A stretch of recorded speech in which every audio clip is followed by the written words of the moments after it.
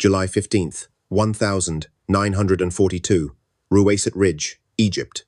The 45-degree heat of the North African desert burns everything in its path. Dust blinds the eyes, mixing with the smell of gunpowder and the metallic stench of blood. Amidst the wreckage of a crushed artillery position, a man stands leaning against the charred remains of a truck. He does not look like a threat. Charles Upham, 33 years old, a sheep farmer from New Zealand. He looks like a broken man emaciated from dysentery, his face blackened by sun and desert wind. His left arm has been shattered by German machine gun fire, blood soaking his tattered sleeve. His legs are riddled with shrapnel. He cannot stand without the truck's support. By all military logic, this man is finished. He is the debris of war, a failure waiting to die or surrender. But the soldiers of the Afrika Korps approaching him have no idea what they are looking at. They see a frail prisoner. They do not see the eyes, cold, burning, fearless eyes that hold no trace of defeat. They don't know that the gasping, starving man in front of them just single-handedly destroyed a machine gun nest, took out a German tank with grenades, using his only good arm, and only stopped when he ran out of ammunition and collapsed from blood loss. The Germans point their Kar 98K rifles at him. Hände hoch! Upham stares back. He doesn't raise his hands. He can't. His shattered arm makes the movement impossible. But in his mind, there is no surrender, only a tactical pause. They disarm him and shove him into a line with other New Zealand prisoners. A German officer glances at Upham and writes in his notebook, "Severely wounded, not dangerous." That was the Third Reich's first mistake. A mistake they would pay for with hundreds of man-hours, thousands of guards, and a humiliation that would last for 3 years. They thought they had caught a sick sheep. In reality, they had just locked a lion in a bamboo cage. Upham is taken to an Italian field hospital before being handed over to the Germans. Surgeons look at his wounds and shake their heads, whispering that he won't survive the night. They remove the shrapnel without enough anesthesia. Upham clamps his jaw shut, sweat pouring down his face, but he makes no sound. Staring at the tent ceiling, through the delirium of infection and fever, his brain begins to work again. Not memories of home, not fear of death, but calculation. He counts the footsteps of the guards. He observes the shift patterns. He memorizes the position of the barbed wire. Even as his body is breaking, his will is being forged into a weapon sharper than a bayonet. When Upham is transferred to a temporary POW camp, he immediately becomes an anomaly. Other prisoners are depressed, anxious, or simply relieved to be alive. Upham is not. He is furious. He feels that capture is not a relief, but a personal insult. For Charles Upham, the mission hasn't ended. It has just shifted to a new phase. War behind bars. He starts walking again before his wounds have even closed. Every step is torture, blood seeping through dirty bandages. But he forces his body to submit. He has to get strong, not to survive, but to escape. The German guards start noticing this crazy Kiwi. He never sits still. He is always watching. His eyes seem to strip away the structure of the camp. When a guard shouts at another prisoner, Upham glares back with open contempt. He doesn't act like a captive. He acts like a general inspecting enemy lines. And then, the first opportunity arrives. Not a perfect plan, not a tunnel dug over months, just a momentary lapse in the system. A supply truck enters the camp. The main gate opens for 30 seconds. The guards turn their backs to check papers. For a normal man, it is a risk. For Upham, it is a signal. Ignoring his crippled leg and shattered arm, he charges. He doesn't run in the shadows. He makes his move in broad daylight, right under the machine guns of the watchtower. It is Charles Upham's first declaration of war against the Nazi prison system. "You may hold my body, but you will never hold my shadow." The first escape attempt failed. Of course it did. Charles Upham was a crippled man trying to outrun machine gun fire on broken legs. He was tackled, beaten, and dragged back behind the wire. The German guards looked at him with a mixture of anger and confusion. Why would a man who can barely stand try to run? They assumed it was a moment of madness, a fever dream induced by his injuries. They listed it as an isolated incident. That was the second mistake of the Third Reich. It was not an incident. It was a rehearsal. Upham wasn't trying to succeed. He was testing the reflex time of the guards. He was measuring the blind spots. He was probing the system for weaknesses. And now, he knew them. As Upham was transferred from North Africa to Italy, and then towards Germany, He transformed his status as a prisoner of war into a full-time occupation. The Geneva Convention states that it is the duty of a captured soldier to attempt escape. Most men interpret this as a suggestion. Charles Upham interpreted it as a divine command. He didn't just want to escape, he wanted to destroy the morale of his captors. During a transport by truck across the Italian countryside, Upham saw another opportunity. The vehicle was moving at 40 miles per hour. The guards were armed with submachine guns. Upham, still nursing a shattered arm and a healing leg, didn't hesitate. He threw himself over the tailgate. He hit the asphalt with the force of a car crash. His body tumbled, skin tearing against the road, bones rattling. Most men would have stayed down, crippled by the impact. Upham stood up. He began to run. He made it 400 yards into the olive groves before the convoy halted and the guards ran him down. They dragged him back to the truck, bloodied and bruised. But as they threw him back inside, they noticed something terrifying. He wasn't crying out in pain. He wasn't pleading for mercy. He was smiling. A cold, predator's smile. He was letting them know that the moment they looked away, he would do it again. And he did, time after time. On a train bound for Germany, while guards patrolled the corridors, Upham requested to use the lavatory. He locked the door, forced open a window barely large enough for a child, and squeezed his body through. He jumped from the moving train into the freezing night. He landed hard, knocking himself unconscious. When he woke up, he didn't wait for help. He started walking towards friendly lines. He was recaptured only because he was too injured to move fast enough. By 1943, Charles Upham had become a logistical nightmare for the Axis powers. He was no longer just a prisoner, he was a one-man insurgency. The German High Command began to realize that standard containment protocols were useless against him. Solitary confinement didn't break him, it just gave him time to think. Reducing his rations didn't weaken him, it just made him lighter and faster. But the most dangerous weapon Upham possessed wasn't his physical endurance, it was his psychological dominance. He began to treat the guards not as captors, but as incompetent employees. He would openly mock their security measures. He would walk up to the perimeter fence in broad daylight, shake the posts, and yell at the tower guards that their construction was shoddy. He would sit in the yard, drawing diagrams in the dirt right in front of them, diagrams of the camp's layout. He was waging a psychological war. He wanted them to be afraid. He wanted them to wake up in the middle of the night, wondering where the crazy Kiwi was. He wanted to exhaust them, and it was working. The guards assigned to watch him began to show signs of stress. They were jumpy. They were paranoid. They knew that Upham was always watching, always calculating, waiting for that 1 second of distraction. He had become a ghost in the machine of the German prison system. A ghost they couldn't kill because he was a protected prisoner of war, but a ghost they couldn't keep because walls didn't seem to apply to him. They tried to break his spirit with isolation, with threats, with transfers to harsher camps, but they didn't understand the man they were dealing with. You cannot break a man who has already accepted death. You cannot intimidate a man who looks at a machine gun tower and sees only a puzzle to be solved. As the war dragged on, Upham's reputation grew. He was sent to Oflag VA, a camp for officers in Germany. The Germans thought that deep inside the Reich, surrounded by hundreds of miles of hostile territory, he would finally give up. They were wrong. The game was just getting started, and Charles Upham was about to turn their high-security prison into a stage for his greatest performance yet. Oflag VA in Weinsberg was designed to be a warehouse for officers. It was a place of boredom, of routine, of slow decay. The Germans believed that if they kept the prisoners fed and accounted for, the war would eventually pass them by. They did not understand that for Charles Upham, stagnation was worse than death.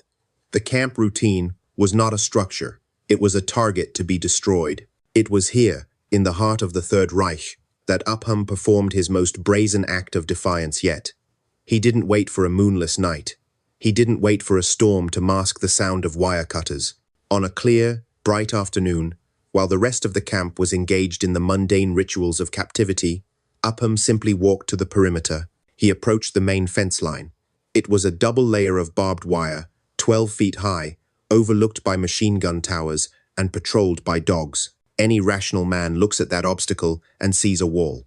Upham looked at it and saw a ladder. In full view of the guards, in full view of hundreds of fellow prisoners, he grabbed the wire with his bare hands and began to climb. For a few seconds, the entire camp froze. The guards in the towers didn't fire. They were paralyzed by the sheer absurdity of the act. Prisoners didn't just climb fences at noon. It was against every rule of survival. It was suicide. But Upham wasn't trying to be stealthy. He was sending a message. As he hauled himself up, ignoring the barbs tearing at his uniform and skin, he was telling them that their walls meant nothing. He was telling them that he was leaving whenever he chose. When the paralysis finally broke, the shouts began. Guards came running, weapons raised. Upham was entangled in the wire near the top, a sitting duck. He fell, tangled in the coils, cut and bruised. But as they surrounded him, pointing their rifles at his chest, he didn't look defeated. He looked at them with that same terrifying intensity, that cold dismissal. He had forced them to panic. He had forced them to acknowledge that their control was an illusion. The punishment was inevitable. Solitary confinement. The cooler. A small, damp concrete cell designed to break a man's mind through isolation and sensory deprivation. For most men, the cooler was hell. For Upham, it was a gym. He spent his days doing push-ups until his muscles failed. He spent his nights pacing the small cell, visualizing tactical scenarios, replaying battles, planning his next move. He didn't emerge from solitary broken. He emerged harder, leaner, more dangerous. The German commandant of Oflag VA was at a loss. He had followed every protocol. He had applied every punishment allowed by military law. And yet, this New Zealander was still winning. Every time Upham was released into the general population, the morale of the British and Commonwealth prisoners skyrocketed. He was a living symbol of resistance. As long as Upham was fighting, they were all fighting. The Germans realized they had a problem that standard prisons couldn't solve. Upham was deutschfeindlich, hostile to Germany. He was labeled incorrigible. He was a virus in their system, and they needed to quarantine him. They needed a place where the walls were thicker, the cliffs were higher, and the guards were elite. They needed a place designed specifically for the bad boys of the Allied forces. And so, the order came down from Berlin. Charles Upham was to be transferred, not to another Oflag, not to a labor camp. He was going to the one place the Nazis believed was escape-proof, a medieval fortress sitting on a rocky crag in Saxony, a Gothic nightmare of stone and iron that housed the most dangerous, most creative, and most rebellious prisoners of the war. He was going to Colditz, Oflag 4C, the end of the line. The Germans thought they were sending him to a dungeon where he would be forgotten. They didn't realize they were sending the most dangerous man in the British Army to a university of escape artists. They were about to introduce the lion to the rest of the pride. Colditz Castle, Oflag 4C, a 1,000-year-old fortress perched on a sheer cliff overlooking the Mulde River in Saxony. Its walls were 7 feet thick. Its courtyards were lit by floodlights that turned night into day. It was the Alcatraz of the Third Reich, the place where the Germans sent the prominente, the VIPs, and the bad boys, the officers who had escaped from other camps so many times they were deemed a threat to national security. When Charles Upham arrived, he didn't look up at the towering stone walls with despair. He looked at them with professional interest. He was walking into a collection of the greatest escape artists of World War II. Inside were men like Pat Reed, who would later write The Colditz Story, and Douglas Bader, the legless RAF ace who had lost his artificial legs in a previous escape attempt. The Germans believed that by concentrating all the troublemakers in one place, they could keep a closer eye on them. It was a strategic blunder. They hadn't created a prison, they had created a think tank. But even among this elite group of rebels, Upham stood out. The other prisoners treated escape as a sport, a battle of wits against the German security apparatus. They dug tunnels, forged papers, and sewed civilian suits out of blankets. Upham was different. He possessed a raw, visceral aggression that unsettled even his fellow inmates. He didn't just want to outsmart the Germans, he wanted to physically confront them. His behavior in Colditz was a masterclass in psychological warfare. The title of this story mentions mocking guards in broad daylight. And it was here, within the claustrophobic stone courtyards, that Upham perfected this art. He refused to salute German officers. When ordered to stand for roll call, he would slouch, look at the sky, or continue his exercises, forcing the guards to scream at him until they were red in the face. He treated their authority not with fear, but with bored indifference. There is a specific incident that defines his time at Colditz.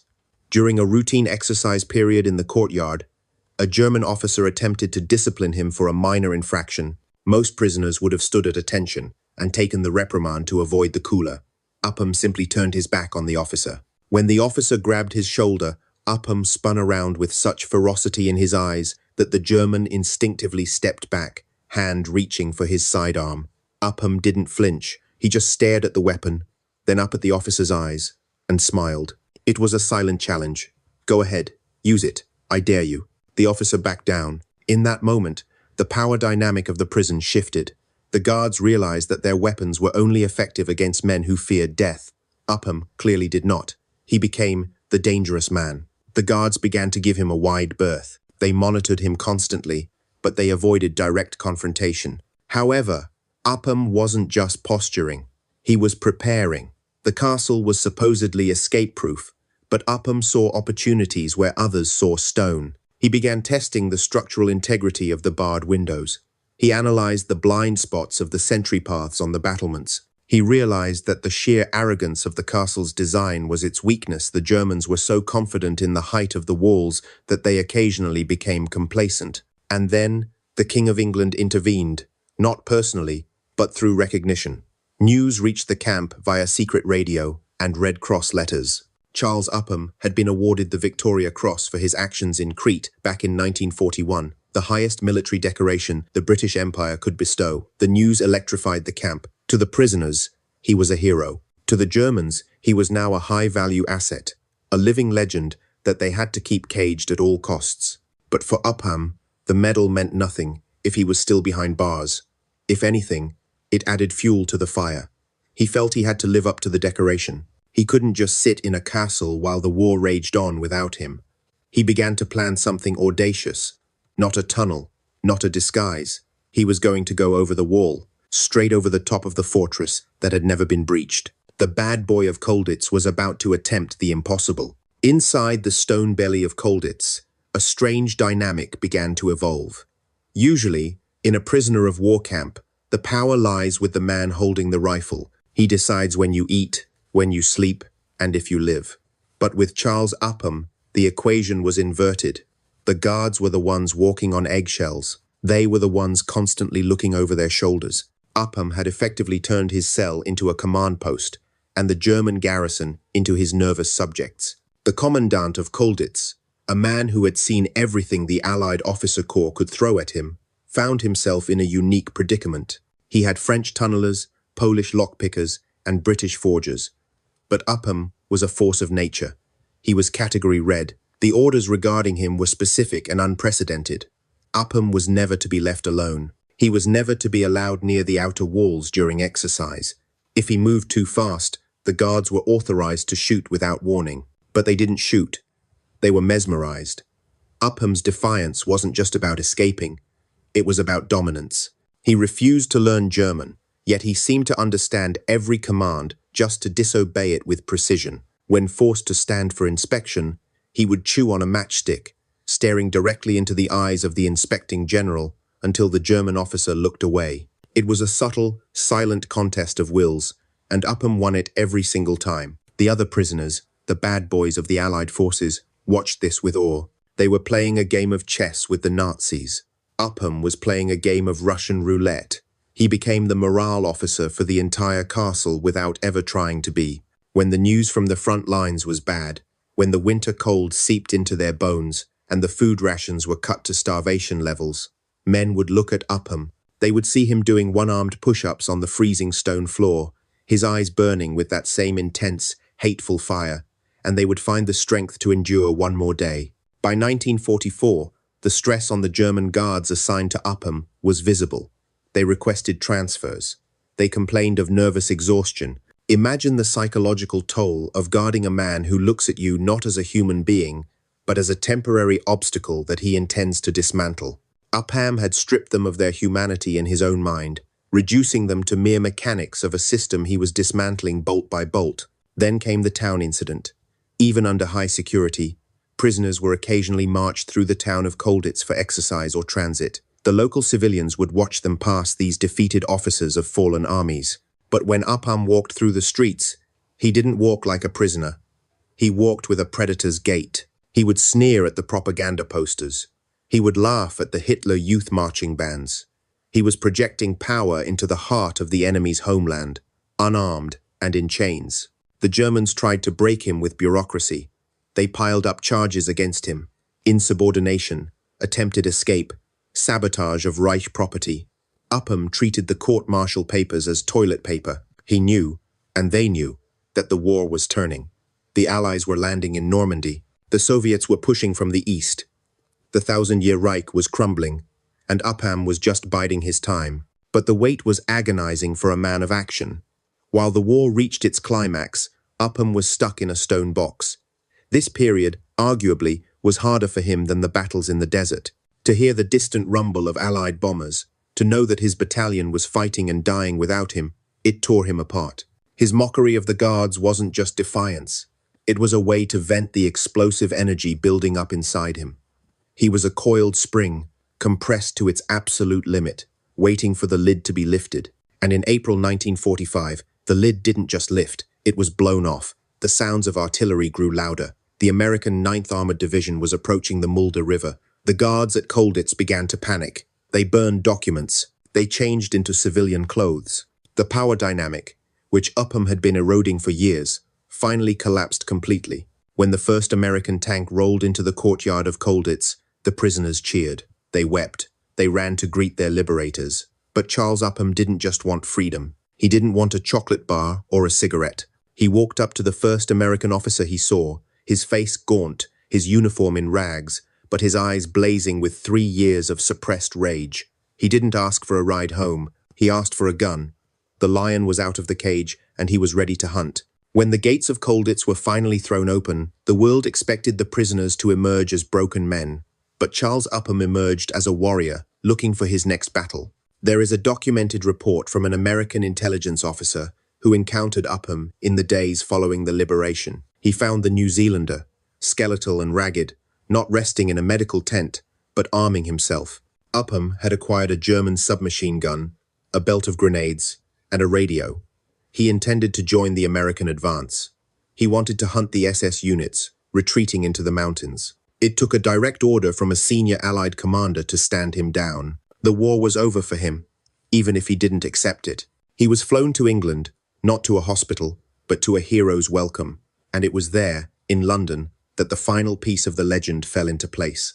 The military bureaucracy, which had been slow to process the chaotic reports from the North African desert years prior, finally caught up. They reviewed the files. They read the witness statements from the battles before his capture, the Ruweisat Ridge, where he destroyed tanks and machine gun nests while bleeding from 3 different wounds. The conclusion was unprecedented.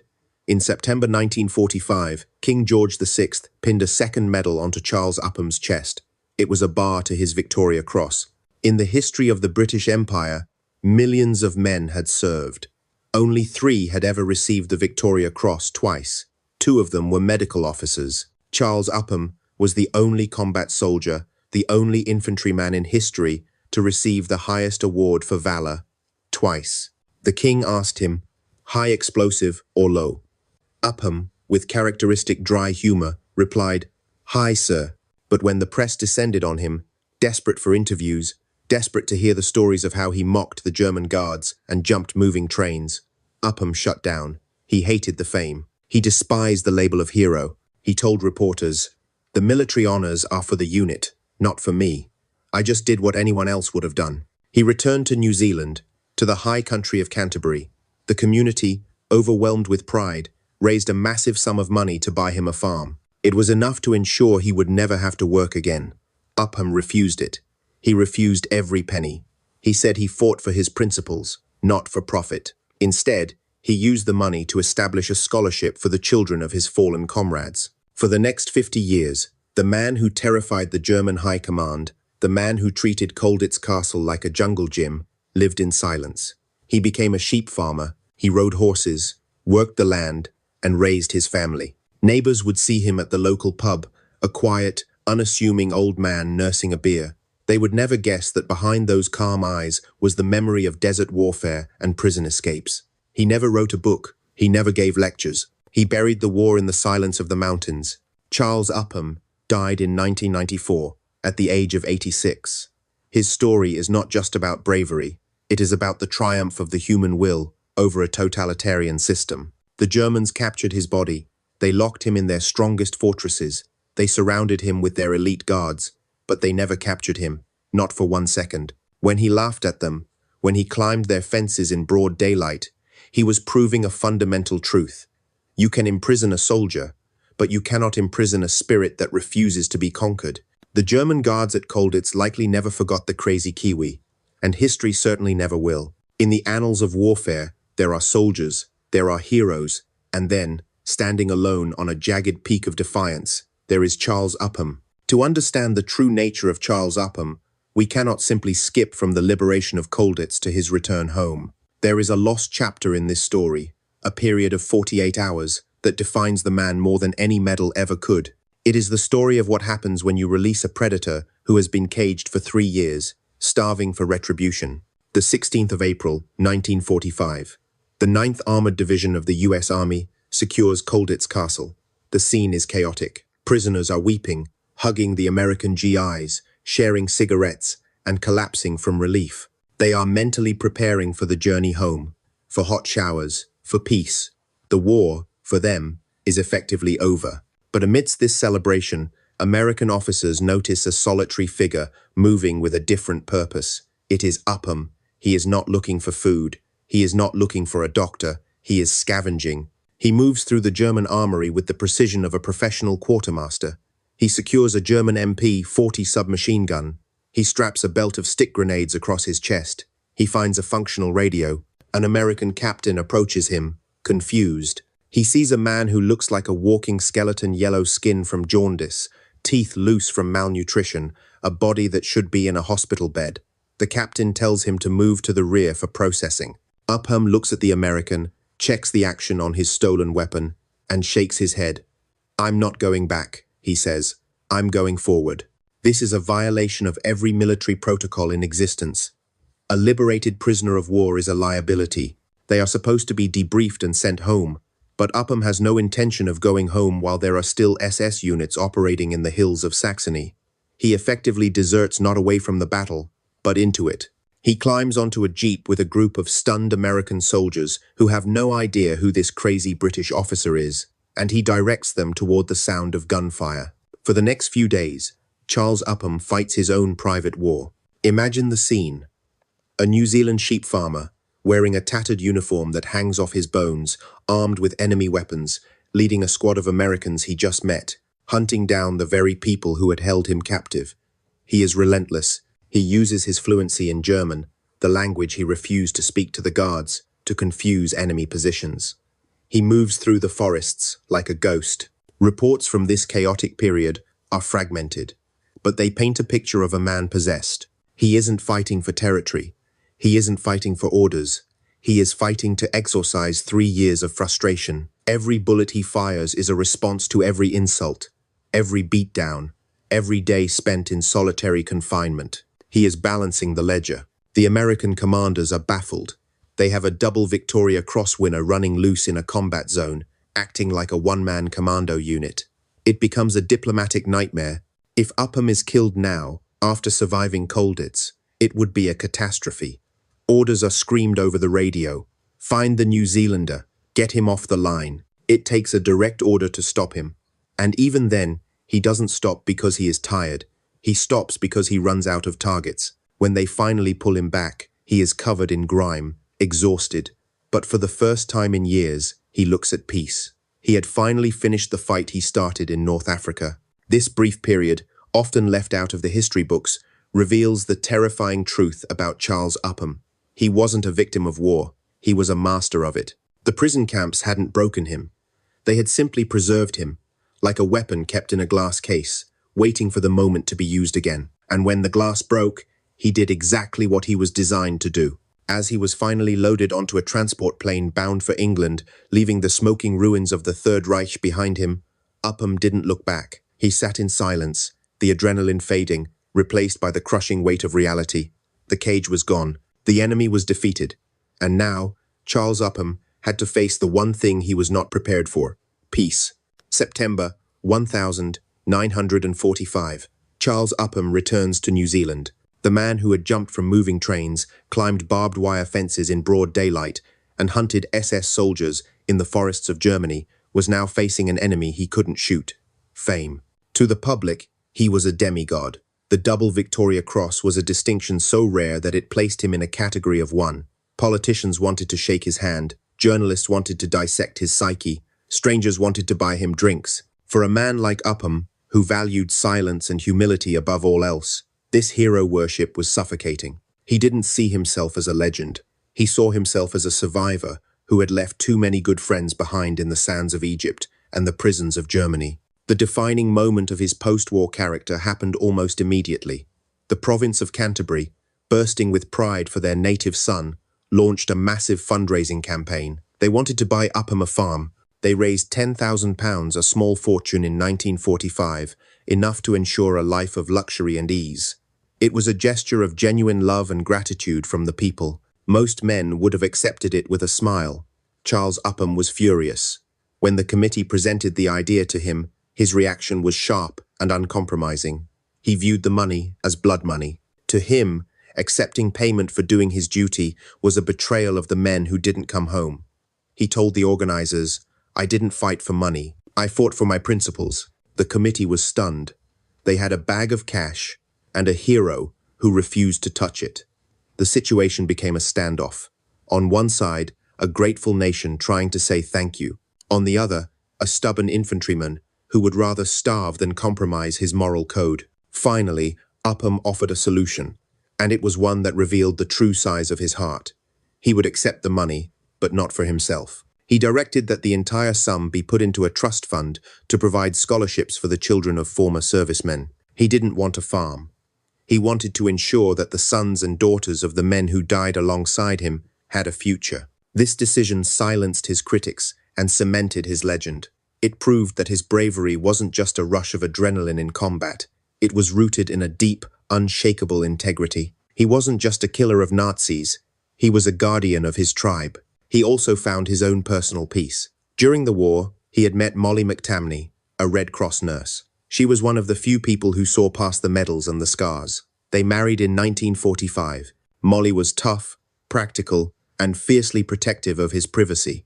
Together, they retreated from the spotlight. They bought a rugged, isolated sheep station in Conway Flat, far away from the cities and the cameras. But the transition wasn't easy. You don't just turn off the switch of a rogue warrior. The locals tell stories of the early days at Conway Flat. They say Upham worked the land with a ferocity that was almost frightening. He would drive his tractor over steep hills that other farmers wouldn't dare touch. He would work through injuries that would hospitalize a normal man. It was as if he was channeling all that surplus energy, all that combat aggression, into the soil itself. The war was over, but the fire inside him was still burning. He had traded his submachine gun for a shepherd's crook, but the intensity was exactly the same. The Lion of Colditz was now the Lion of Conway Flat, and woe betide anyone who trespassed on his land or threatened his flock. The hero had found his sanctuary, but the warrior was always just beneath the surface, watching, waiting, and ready. As the decades rolled by, the 1,950 seconds, 60 seconds, and 70 seconds, the world changed dramatically. The Cold War set in, men walked on the moon, and the nature of warfare evolved. But on a remote sheep station in Conway Flat, Charles Upham stood like a rock in a rushing river, immovable and unchanged. He became the Sphinx of Canterbury. The media never stopped hunting him. Every Anzac Day, every major anniversary of the war, journalists would make the pilgrimage to his farm, cameras in hand, hoping to get a quote from the double Victoria Cross winner. And every time, they were met with the same polite but impenetrable wall. Upham would lean on his gate, weather-beaten and stern, and say, "There's nothing to talk about. The boys who didn't come back are the heroes. Go write about them." This silence was not born of trauma or bitterness. It was born of a profound code of honor that modern society struggled to understand. Upham believed that war was a dirty, necessary job, not a source of entertainment.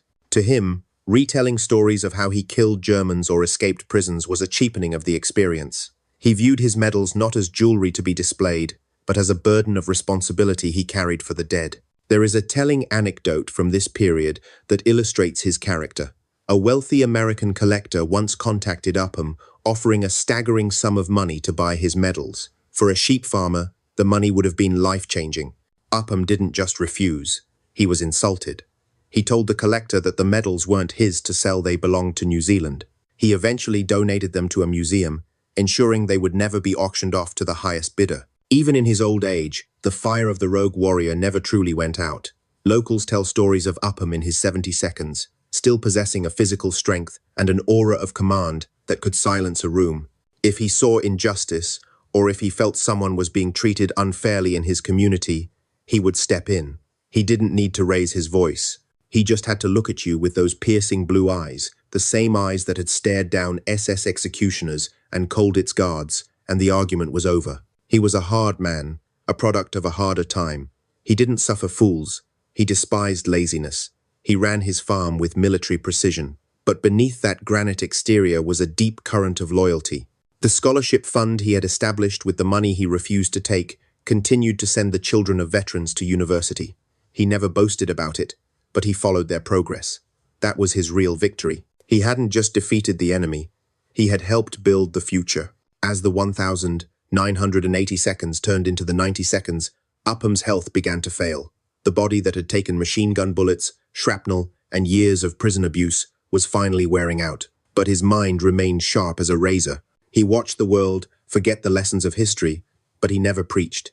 He remained the quiet sentinel on the hill. In these twilight years, he became a living relic. He was the last of a breed of warrior philosophers who believed that actions spoke so loudly that words were unnecessary. He had spent 3 years in German cages, screaming his defiance, so that he could spend the rest of his life in a silence of his own choosing. And as the end approached, Charles Upham prepared for his final departure with the same stoic dignity he had shown in the desert half a century before. The lion was tired, but he was still the king. The 22nd of November, 1994. The news broke across the radio stations of New Zealand and travelled swiftly around the world. Charles Upham, the Lion of Colditz, the double Victoria Cross winner, the man who had waged a personal war against the Third Reich, had passed away. He was 86 years old. For a man who had spent the last 50 years trying to avoid attention, his funeral was unavoidable. It was not just a ceremony, it was a national event. Thousands of people lined the streets of Christchurch. Old soldiers, men in their 70 seconds and 80 seconds, stood at attention, wearing their medals, tears streaming down their weathered faces. They weren't just mourning a friend, they were mourning the greatest of their generation. The coffin was carried into the cathedral with full military honours. For a moment, the silence that Upham had cherished so much was replaced by the thunder of a final salute. But as the guns fired and the last post echoed through the air, the true magnitude of his legacy began to settle. Historians and military analysts started to look back at his life not as a series of isolated events, but as a masterclass in the human capacity for resistance. What does the story of Charles Upham teach us? It is not a lesson about shooting accuracy or tactical brilliance, although he possessed both. It is a lesson about the failure of systems to contain the human spirit. The German war machine was a system of logic, order, and intimidation. They believed that if you put a man behind enough stone and wire, if you pointed enough guns at him, he would break. They had the math on their side. They had the physics on their side. But Charles Upham operated on a different plane of existence. He proved that there is a variable in warfare that cannot be calculated: the sheer, stubborn refusal to submit. When he climbed those fences in broad daylight, he wasn't just trying to escape a prison. He was rejecting the very idea that another human being had the right to own him. In the end, the Germans captured his body. They held him for 3 years. They moved him across continents. They locked him in their most secure dungeons. But in the most meaningful sense, they never actually caught him. He remained a free man every single second of the war because his mind never accepted the cage. Today, a statue of Charles Upham stands in Amberley, New Zealand. It depicts him not in a parade uniform, but in his battle gear, looking out towards the horizon, alert, ready. It serves as a permanent reminder to future generations. In an era where technology dominates warfare, where we rely on drones and satellites, Upham stands as a testament to the fact that the ultimate weapon is, and always will be, the character of the individual soldier. The story of the man who mocked the guards, who jumped from trains, and who hunted the SS with a borrowed gun is more than just history. It is a challenge. It challenges us to ask ourselves, what are we capable of when the odds are impossible? What would we do if the walls closed in? Charles Upham answered those questions with a life of quiet thunder. He came, he fought, he endured, and when he finally left this world, he left it undefeated. The Germans may have won battles, but Charles Upham won the war of the soul.